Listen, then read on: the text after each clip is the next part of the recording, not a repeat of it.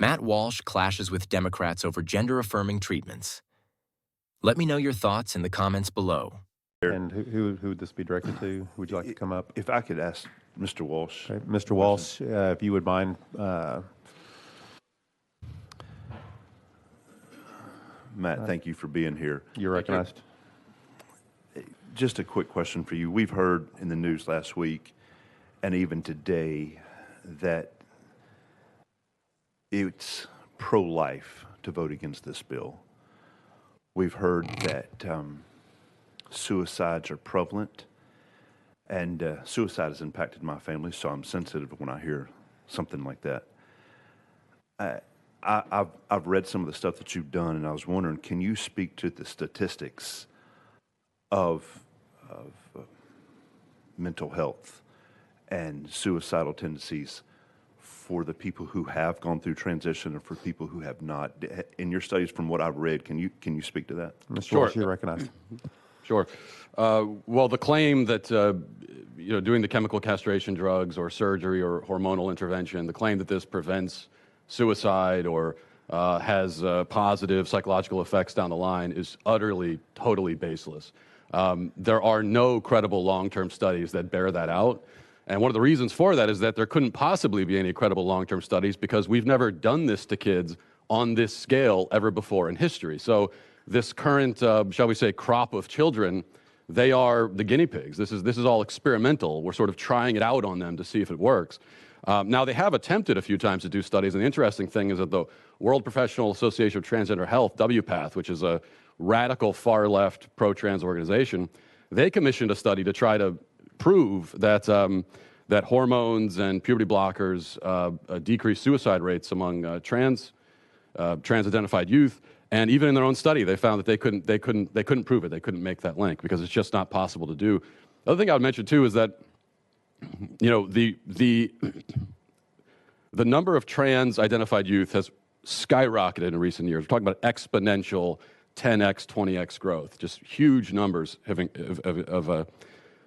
increased. And what we hear from the pro-trans side is that, well, this is not a social contagion. It's just that, there's always been this many trans people. It's just that they were not in an affirming environment before in history, and so they couldn't come out. And now, for the first time, trans people have the ability to live their truth, so to speak. Well, if that's the case, and there have always been these sort of like millions of trans people, and if it's also true that if we don't affirm them, that it would cause them to commit suicide, then we should be able to look back in history and find just this unbroken, incredible epidemic of children mysteriously killing themselves because they weren't being affirmed as trans. And what you find is that that didn't exist. I mean, the youth suicide rate has increased exponentially alongside trans affirmation. So trans affirmation causes the suicide rate, not the other way around. The last thing I'll note is that the suicide rate among trans-identified people is sky high. It remains sky high. All the data shows this. It remains sky high even after surgery. And in fact, in the most reliable data that we have, it's years after surgery when suicidality is the highest for trans-identified people.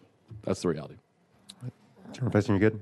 Okay. Any further questions for Mr. Walsh while we're out of session? Mr. Hammer, Representative Hammer. Thank you. Thank you, Mr. Walsh. I found it interesting. One of our people testified today that they had their gender affirming surgery at 16. And I know you in former comments mentioned this on your blog. At about 16, you're an adult who's mature and can make decisions. You're that at 16. I don't care what anybody says, even going so far as to say, 16 people, when you're 16, you should be married and could be pregnant or should be pregnant. So I'm curious if 16 is an adult in your view. Why does this bill have the minor defined as 18? Mr. Walsh, you're recognized. Yeah, that's a hit piece you took from Media Matters, from something when I was a radio host 13, 14 years ago in my early 20s. It's also not an accurate reflection of what I actually said. I was talking about the fact that people tended to marry young historically, and that's all that was about. How does that relate to this subject? Just curious of your definition of if you feel like people are adults at 16 should. Well, people are adults at 18. But actually, your brain is not fully developed until you're 25. So we should be having a conversation about whether we should even be doing these surgeries to people at 18. But certainly before 18, it's absurd. I mean, do you think that a 16-year-old can meaningfully consent to having their body parts removed? Do you? No?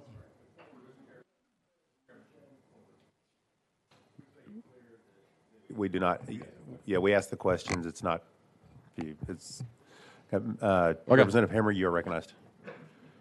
No more questions? Okay. Representative Clemens, you are recognized. Yeah, thank you, Mr. Chairman. Can you give us a summary of your educational background or your healthcare education experience? Mr. Walsh, you are recognized. My experience in healthcare?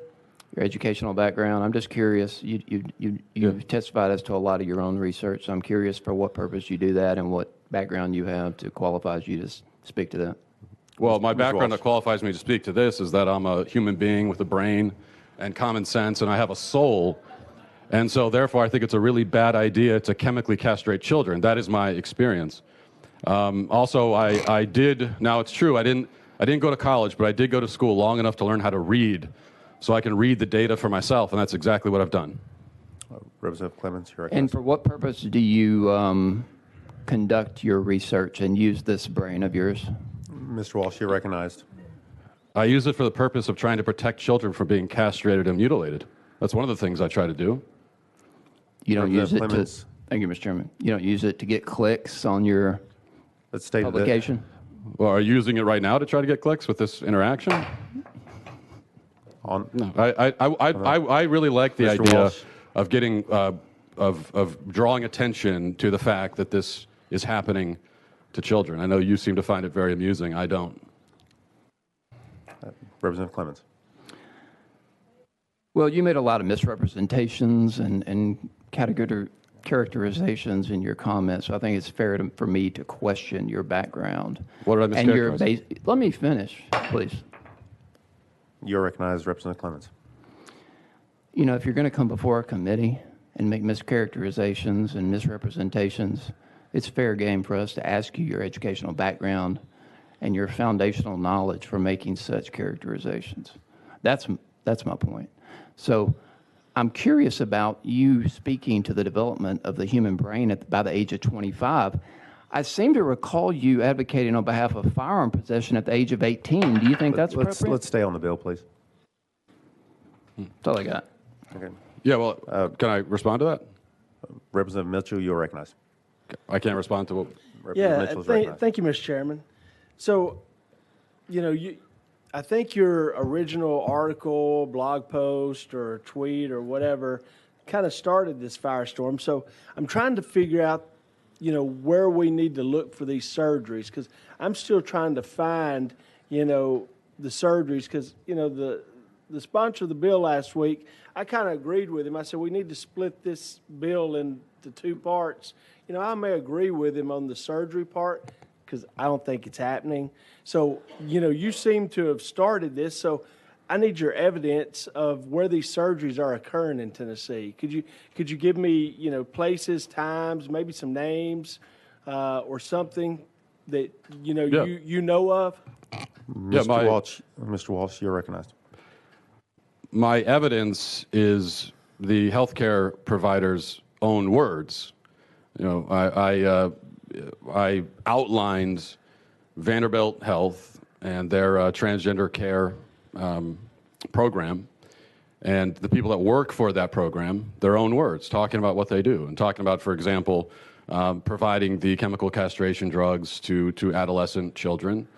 As far as surgeries, double mastectomies do happen, and the way that I know that they happen is that after I called attention to this program at Vanderbilt, they said that they were going to stop performing, they were going to put a pause on the program that performs these surgeries on minors. And so if you're pausing the program that performs surgeries on minors, then I'm going to assume that the program existed. Otherwise, you couldn't have paused it. So now, the exact number of kids who are being subjected to this, I don't know exactly. It's really hard to come up with those numbers, I think, because the people doing it aren't really proud of it, and there's not a lot of interest on their end to tell us.